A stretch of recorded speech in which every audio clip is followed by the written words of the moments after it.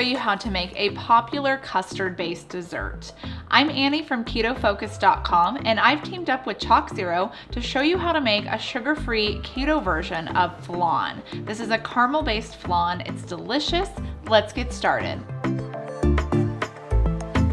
The great thing about this sugar-free flan recipe is that it really doesn't take a lot of time in the kitchen to prepare. We're actually going to be adding everything to a blender and then pour it into our dishes to bake, and then we have to let it cool for several hours, but it makes a delicious, creamy, sugar-free flan. And to give it an authentic caramel flavor, we're going to be adding in some ChocZero caramel syrup. I love ChocZero syrups. They're sugar-free, sugar alcohol-free, and they're keto approved. We're going to start by preparing our loaf pans. Now I have two small loaf pans here. They're around almost 3 by 4 inches long. If you want to use just one large loaf pan, you can do that too. In the bottom of the loaf pans, we're going to add about 1/4 cup of ChocZero's caramel syrup to each one. Many flan recipes require that you make your own caramel ahead of time. This is just going to save us an extra step.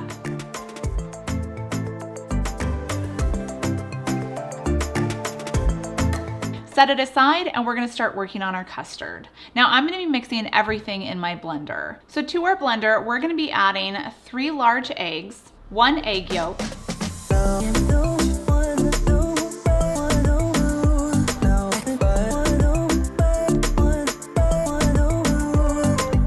1 cup of nut milk. I like to use macadamia nut milk, but you can use whatever nut milk you prefer, and 1/2 cup of heavy cream. 1/2 cup of sweetener of your choice. I'm going to be using monk fruit. You also want to add about 1 teaspoon of lemon zest, 1/4 teaspoon of vanilla extract, and a pinch of salt. And you're going to blend this together until it's smooth. And then we're going to pour our custard batter into each of our loaf pans. You can fill this up to the top because it's not really going to rise that much as it bakes.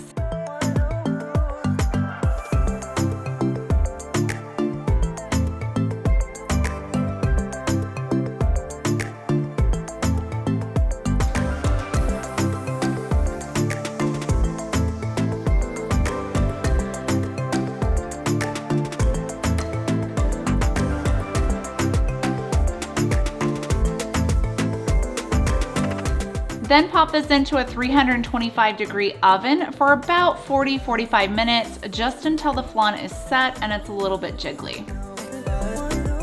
Once your flan is done baking, we're going to remove it from the oven and place it on a wire rack to cool for about 30 minutes.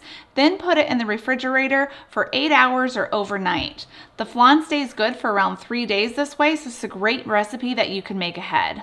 After your flan is done cooling in the refrigerator overnight, now it's time to flip it over. Run a knife along the sides to loosen the flan from the pan.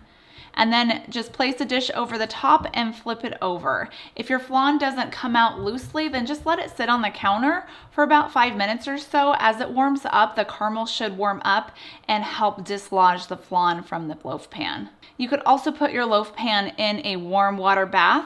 This will also help loosen up its grip from the sides of the pan. I hope you guys enjoyed this recipe, and make sure you tag us, ChocZero, with all of your photos of your sugar-free keto flan.